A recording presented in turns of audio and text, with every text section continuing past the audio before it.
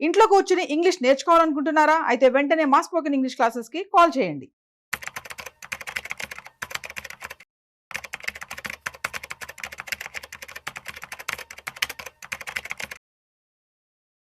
Hello అండి. నమస్తే. నమస్తే అండి. యాహ్! సార్ ఇప్పుడు ట్రేడింగ్‌లోకి వచ్చినప్పుడు డబ్బా ట్రేడింగ్ అని వింటూ ఉంటాం. అండ్ రీసెంట్‌గా అని కాదు, ఎప్పటినుంచో సెబీ దానిపైన యాక్షన్ తీసుకుంటుంది అని వింటూనే ఉన్నాం. అది ఇల్లీగల్ ఒకటి. అండ్ ఇన్వెస్టర్స్ ఇన్వెస్ట్ చేయకూడదు. దాన్ని స్టాప్ చేసే ప్రొసీజర్ ఉంది అని అంటున్నారు. అసలు యాక్చువల్‌గా ఈ డబ్బా ట్రేడింగ్ అంటే ఏంటి? అది ఎలా వర్క్ చేస్తుంది? అండ్ ఇన్వెస్టర్స్ ఎందుకు దూరంగా ఉండాలి దీని నుంచి అని అంటారు అసలు? ఇప్పుడు డబ్బా ట్రేడింగ్ అంటే అండి, ఇది అన్అఫీషియల్‌గా మనం బయింగ్, సెల్లింగ్ యాక్టివిటీస్‌ని చేయటం. యాక్చువల్‌గా ఏంటంటే సెబీ రిజిస్టర్డ్ ఎక్స్చేంజెస్‌లో ట్రేడింగ్ జరుగుతుంటుంది. ఇన్వెస్ట్మెంట్ కానీ ట్రేడింగ్ కానీ మనం ఏంటంటే దానికి డీమ్యాట్ అకౌంట్ ఓపెన్ చేస్తాం, అమౌంట్ అంతా ప్యూర్ వైట్లో ఇస్తాము. సో ఎక్స్చేంజ్ వాళ్ళు మనకి బయింగ్ చేయగానే సెల్లింగ్ చేయగానే కాంట్రాక్ట్ నోట్ ఇస్తారు, బిల్ ఇస్తారు, ఒక అఫీషియల్ రికార్డ్ ఉంటుంది. కరెక్ట్. దాన్ని బేస్ చేసుకుని ప్రాఫిట్స్ వస్తే మనం ఇన్కమ్ ట్యాక్స్ కడతాం. ఒక ఆర్గనైజేషన్ ఉంటుంది, ఆర్గనైజ్డ్ వర్క్ ఉంటుంది. డబ్బా ట్రేడింగ్ అంటే జస్ట్ ఆపోజిట్ అనమాట, ఇల్లీగల్ యాక్టివిటీ. అంటే దానిలో ఏంటంటే ఇద్దరు పార్టీస్ మధ్య ట్రాన్సాక్షన్ జరుగుతుంది. అంటే దానిలో ఎటువంటి ట్యాక్సెస్ కట్టం కానీ ప్రూఫ్స్ కానీ ఉండవు. అంటే ఒకటి బై చేశారు, సెల్ చేశారు అని అఫీషియల్ ప్రూఫ్, అకౌంట్ డీటెయిల్స్ అనేవి ఏవి ఉండవు, అఫీషియల్ ప్రూఫ్ ఉండదు. వాళ్ళిద్దరి మధ్య జస్ట్ రాసుకోవటమే, మనీ మార్చుకుంటారు. ఆ మనీ కూడా మోస్ట్లీ ఏమవుతుందంటే బ్లాక్ మనీ అవుతుంది, like online person to person change చేసుకున్నట్టు అంతే. అవునండి. సో అదేమవుతుందంటే స్టార్టింగ్ లో బాగానే ఉంది, కానీ ఇప్పుడు ఏమవుతుంది, ఎక్కువ మంది రీటైల్ పీపుల్ దానివల్ల మోసపోతున్నారు. ఎలా అంటే ఇప్పుడు నేను ఒక రేట్లో కొన్నాను అని చెప్పాను అనుకోండి, ఆ రేట్ రాలేదు అనేది అది మార్కెట్ ప్లస్లో వచ్చింది. ఆయనకి కొంతమంది ఏంటి డబ్బులు ఇవ్వాల్సిన టైంలో వాళ్ళు ఏమంటారు, మీరు కొనలేదు, ప్రూఫ్ లేదు కదా అంటారు. ఇంకా మనం ప్రూవ్ చేయలేము కూడా. రెండోది ఏంటంటే ఇప్పుడు ఒకటి 100% బయింగ్ కన్ఫర్మేషన్ అవుతుంది అన్నప్పుడు వాళ్ళు ఆ ట్రేడ్ తీసుకోరు. ఇప్పుడు ఒకటి బాగా ఉంది, బుల్లిష్లో ఉంది, కొందాం అన్నప్పుడు ఏమవుతుందంటే, అంటే వాళ్ళకి ఫేవర్గా ఉండే ట్రేడ్సే తీసుకుంటారు, కానీ రీటైల్ క్లయింట్స్కి ఫేవర్గా ఉండే ట్రేడ్స్ తీసుకోలేరు. ఎందుకంటే వాళ్ళు డబ్బులు ఇవ్వాలి. It's a gambling. సో ఎందుకంటే వాళ్ళు కూడా డబ్బులు ఇవ్వాలి కదా క్లయింట్కి. అంటే వాళ్ళు ఇవ్వాలంటే వేరే వాళ్ళు, అక్కడ ఉన్న సిండికేట్లు వేరే వాళ్ళు నష్టపోతే ఆ డబ్బులు వీళ్ళకి ఇవ్వచ్చు. ఇప్పుడు ఆ నష్టపోయే ఛాన్సెస్ ఎక్కడ ఉంటాయో అక్కడ చేయగలరు. కరెక్ట్. నష్టపోయే ఛాన్సెస్ కాకుండా క్లయింట్ ప్రాఫిట్ అయ్యే ఛాన్సెస్ ఉన్నాయనుకోండి, సో వాళ్ళకి ఇవ్వాలి కాబట్టి వీళ్ళు చేయలేరు. కాబట్టి పేమెంట్స్ ఆపేయటం ఇవి జరుగుతుంది అనమాట. సో అందుకని ఏమవుతుంది, ఎక్కువ మంది సఫరర్స్ ఎవరు అంటే రీటైల్ క్లయింట్స్. మరి ఎందుకు అట్రాక్ట్ అవుతున్నారు ఇంత అసలు ప్రాఫిట్స్ అంటే మనల్ని ట్రేడ్ సరిగ్గా చేయనట్లేదు, ప్రూఫ్స్ లేవు, బట్ ఇంత జరుగుతున్నా కానీ ఇన్వెస్టర్స్ ఎందుకు అట్రాక్ట్ అవుతున్నారు అనేది క్వశ్చన్. ఎందుకంటే యాక్చువల్గా ఫీచర్ అండ్ ఆప్షన్స్ ఫీచర్స్ చేయాలంటే మార్జిన్ వచ్చి 2 lakhs మినిమం కావాలి. కానీ ఇక్కడ ఏంటి, వాళ్ళు 20,000కి 10,000కి ఇచ్చేస్తారు. డిపాజిట్ ఒక 20,000 పెట్టుకొని దీనిలో ఏం చేస్తారు, వీక్లీ సెటిల్మెంట్ అని ఉంటుంది, ఎవ్రీ ఫ్రైడే సెటిల్మెంట్ ఉంటుంది. సో మండే కల్లా మనీ పే చేయమంటారు, డిఫరెన్స్ అమౌంట్. సో ఇప్పుడు నేను ఒక 10 లాట్లు కొనాలనుకోండి, 10 లాట్కి యాక్చువల్గా ఏమవుతుంది, నాకు 20 లక్షలు అవుతుంది మామూలుగా, ఏది ఎన్ఎస్సిలో కానీ బిఎస్సిలో కానీ చేస్తే. వీళ్ళకి ఏమవుతుంది, ఇక్కడ 1 లక్ష రూపాయలు డిపాజిట్ చేస్తే చాలు. ఈ 10 లాట్ల యొక్క మార్జిన్ మనం డిఫరెన్స్ అమౌంట్ కట్టమంటారు. సో ఒక్కోసారి మండే కడతాం, లేదా ఆ వీక్లో ఎప్పుడైనా కట్టుకోవచ్చు. ఈ ఫెసిలిటీ ఉండటం వల్ల ఏమవుతుందంటే డబ్బా ట్రేడింగ్ అనేది కొంచెం నార్మల్ దానికన్నా ఈజీగా ఉంటుంది. కానీ ఏమవుతుంది, ఓవరాల్గా చూస్తే ఎక్కువ లాస్ ఉంటుంది. ఒకసారి వాడు మనకి గ్యాంబ్లింగ్ లాగా, ఒకసారి వాడు మనకి ప్రాఫిట్ చూపించినా కానీ మళ్ళీ నెక్స్ట్ టైం మనం ఇన్వెస్ట్ చేసినప్పుడు దాన్ని మీరు అన్నట్టు ట్రేడ్ చేయనికపోవడమో, లేదంటే పెరిగినప్పుడు మనకు సెల్ చేయనికపోవడమో ఏదో చేస్తూ ఉంటాడు అనుకుంటున్నాను. సో అంటే ఇదేంటంటే జనరల్గా ఏమవుతుందంటే, మనం బెనిఫిట్ అనుకుంటాం కానీ తెలియకుండా అది బెనిఫిట్ అవుతుంది. ఈవెన్ వాళ్ళకు కూడా బెనిఫిట్ అయ్యేది కాదు. ఎందుకంటే ఇప్పుడు ట్రేడ్ అన్రిజిస్టర్డ్ వాళ్ళు కూడా క్లెయిమ్ చేసుకోలేరు. ఇది నేను ఒక వ్యాపారం చేస్తున్నాను, నేను ఒక ఆథరైజ్డ్గా ఒక వ్యాపారం చేస్తున్నాను, వాళ్ళు కూడా క్లెయిమ్ చేసుకోలేరు. ఎప్పుడు ఇన్సెక్యూరిటీ, ఎందుకంటే రైడింగ్ జరుగుతూ ఉండొచ్చు. ఒక బోర్డు పెట్టుకోవటం కానీ, ఇప్పుడు నేను మోతిలాల్ ఫ్రాంచైజీ, నేను బోర్డు పెట్టుకుంటా ఇలా ఫ్రాంచైజీ, నా క్లయింట్ రిజిస్టర్డ్ ఉంటారు.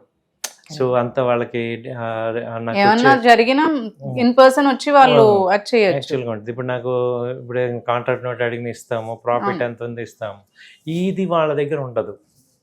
ఇది జస్ట్ బ్లాక్ మనీ రొటేట్ అవటం, తర్వాత అంటే ఆ నిర్వహించే వాళ్ళకి కూడా టెన్షన్. ఇప్పుడు ఈ మధ్య సెబీ లాస్ట్ 1 వీక్ నుంచి చాలా సివియర్గా యాక్షన్ తీసుకుంటున్నాము, బ్యాన్ చేస్తుందని అంటున్నారు, బ్యాన్ ఎంతవరకు చేస్తున్నాము. నిజమంటారు? నిజమే ఇది ఇక. ఎందుకంటే ఇప్పుడు ఎక్కువ మంది లాస్ అవుతుంటున్నారు దీనివల్ల. కరెక్ట్. అయితే ఇప్పుడు మీరు అబ్జర్వ్ చేసి మార్కెట్లో క్యాష్ రొటేషన్ కూడా లేదు, అంత యూపీఐ పేమెంట్స్ వచ్చాయి. ఎస్, అవును. కాబట్టి వాళ్ళు క్యాషే తీసుకుంటారు, ఓ, ఓకే. ఎక్కువ క్యాష్ అడుగుతుంటారు. ఎందుకంటే ట్రాన్స్ఫర్ చేస్తే ఎక్కువ అమౌంట్స్ ఐటీ ట్రాక్ అవుతుందని వాళ్ళు ఏం చేస్తారంటే క్యాష్ అడుగుతుంటారు. అలాగే వాళ్ళు కూడా ఏమవుతుందంటే ఆ పైన కనుక వాళ్ళు లాట్స్ పంపలేకపోతే కొంతమంది ఏం చేస్తారు, దీనిలో వాళ్ళంతటి వాళ్ళు పెట్టేసుకుందాం అని చేసి వాళ్ళు ఏంటంటే హ్యాండిల్ చేయలేక లాసెస్ అవుతుంటారు. ఇది జస్ట్ లైక్ చిట్స్ రన్ చేయటమే. ప్రైవేట్ చిట్స్కిను ఆథరైజ్డ్ చిట్స్కి ఎంత డిఫరెన్స్ ఉంది. ఇప్పుడు చిట్స్ కూడా ఒకళ్ళిద్దరు కట్టకపోతే మొత్తం ఎఫెక్ట్ అవుతుంది. కరెక్ట్. అలాగే ఇది కూడా అలాగే అవుతుంది అనమాట. ప్రైవేట్ చిట్స్ లాగానే ఇది కూడా అనార్గనైజ్డ్గా చేసేవన్నీ కూడా, ఎందుకంటే చిన్న చిన్న అమౌంట్స్ అయితే పర్వాలేదు కానీ పెద్ద అమౌంట్స్ కాబట్టి డిఫాల్ట్ ఛాన్సెస్ ఎక్కువ కనపడుతున్నాయి. దాన్ని సో బట్టి బ్యాంక్ అకౌంట్ ట్రాన్సాక్షన్స్ ఉంటాయంటారా? అవి ప్రూఫ్స్ కింద మనం పెట్టుకోలేమా? బ్యాంక్ ఉంటుంది, ఓన్లీ మనీ ట్రాన్సాక్షన్ క్యాష్ ఇవ్వటమే, క్యాష్ టు క్యాష్ హ్యాండ్లింగ్ ఉంటుంది. ఎక్కడ కూడా ప్రూఫ్ ఇస్తే వాళ్ళు జైలు వేసేస్తారు. ఇప్పుడు మేము ఇలా చేసాము, ఇదిగో ఇలా ట్రేడ్ జరిగిందని కానీ, ఇది ఎందుకంటే అనాథరైజ్డ్ ఇప్పుడు అందులో కంప్లీట్గా క్రిమినల్ ఛార్జెస్ పెడుతున్నారు కాబట్టి ఇప్పుడు అది ప్రూవ్ చేయగలిగితే ఇది డబ్బా ట్రేడింగ్ జరుగుతుందంటే మాత్రం అరెస్ట్ చేస్తారు. కాబట్టి ఆ ప్రూఫ్ ఇవ్వలేరు. ఈ ట్రేడింగ్ లో కూడా సేమ్ మనకి ఇందులో ఏం కంపెనీస్ ఉన్నాయో అవే ఉంటాయంటారా? 80% ఉంటాయి. అంటే ఎక్కువగా ట్రేడ్ అయ్యే కంపెనీ, ఫీచర్స్ ఎక్కువ ఉండే కంపెనీస్ ఉంటాయి. అంటే ఆ కంపెనీస్ కి ఏం రిస్ట్రిక్షన్ లేదా మరి? అంటే యాజ్ లైక్ మనకి ఇన్వెస్టర్స్ కి ఎలా అయితే అది ఇల్లీగల్ అని అంటున్నారు, మరి కంపెనీస్ అందులో ఉంటే వాళ్ళకి ఏం ఎఫెక్ట్ పడదా? కంపెనీలు ఉండాలి కదా, అంటే ఫీచర్స్ ఏవైతే ఉంటాయో అవి ఉంటాయి. అంటే ఇప్పుడు ఎస్బీఐ ఉంది, దానికి ఫీచర్ ఉంది కాబట్టి ఉంటుంది. అలాగే నిఫ్టీ, బ్యాంక్ నిఫ్టీ ఎక్కువగా ఫీచర్ ఆప్షన్స్ ఉండేది, ట్రేడ్ చేసేవన్నీ దీనిలో ఉంటాయి. సో ఇప్పుడు అసలు ఇది ఏంటంటే ఇక్కడ ట్రేడ్ జరగదు అఫీషియల్గా, రేట్లు మారుతుంటే ఎక్స్చేంజ్ పేమెంట్ మారటమే. ఇప్పుడు గోల్డ్ ట్రేడింగ్ ఉంది, గోల్డ్ నేను బై చేశాను అనుకోండి, ఒక లాట్ బయింగ్ అన్నాం అనుకోండి, ఎంసీఎక్స్ ఏంటి ఆర్డర్ పెట్టాలి, కాంట్రాక్ట్ నోట్ వస్తుంది. ఓకే, ఇది ఒక మీడియేటర్ లాగా అంతే. ఏంటంటే ఈ రేట్ లో కొంటాము, అదే ఎంసీఎక్స్ రేట్లు చూసుకుంటూ ఓకే ఈ రేట్ అని రాసుకుంటారు. మళ్ళీ 100 పాయింట్లు పెరిగింది, ఓకే ఈ రేట్లు అమ్మేశాను, సో ఈ రేట్లో ఇచ్చేస్తాడు. సో ఆ ప్రాఫిట్ అనేది లాస్ అయినా వాళ్ళు ఇచ్చేస్తారు అనమాట. అలా ఉంటుంది అనమాట ఇది. అయితే ఫస్ట్ ఒకసారి చేసిన వాళ్ళు, తెలిసిన వాళ్ళు ఇంకోసారి అయితే వెళ్ళరు. నార్మల్ గా ఎవ్రీ టైం కొత్తగా ఇన్వెస్ట్ చేసే వాళ్ళే వెళ్తారేమో. వెళ్తుంటారు. ఇప్పుడు దానికి ఇప్పుడు ఏంటంటే అటు వెళ్ళిన వాళ్ళని కూడా ఇప్పుడు ఏమంటారంటే వాళ్ళ మీద కూడా క్రిమినల్ ఛార్జెస్ పెడతాం అంటున్నారు. కాబట్టి రీటైల్ క్లయింట్స్ అందరికీ ఈ సెబీ వాళ్ళు ఆల్రెడీ చెప్తున్నారు కాబట్టి అసలు దెబ్బ ఏంటి అనేది మీకు ఒక ఐడియా ఇద్దామని ఈ వీడియో చేస్తాం. అన్న 1 point what you advise to investors not to go for this or వెళ్ళాలా లేదా ఏంటంటే? డెఫినెట్గా అండి, ఎందుకంటే అన్ఆర్గనైజ్డ్ ఎప్పటికైనా డేంజరే. ఇప్పుడు అన్ఆర్గనైజ్డ్ కదా ఇది, ఇప్పుడు మనం క్లెయిమ్ చేసుకోలేము. ఇప్పుడు నేను ఒకటి కొన్నాను ఈ రేట్లో అంటానికి ప్రూఫ్, ఆథరైజ్డ్ ప్రూఫ్ ఇవ్వగలగాలి కదా. సో అది ఇంపార్టెంట్. సో మనకు ఉండేది రీటైల్ క్లయింట్స్కి నేను చెప్పేది ఏంటంటే ఉండేదే చాలా చిన్న అమౌంట్, మనం అది పోయిందంటే ఆల్రెడీ మార్కెటే టెన్షన్.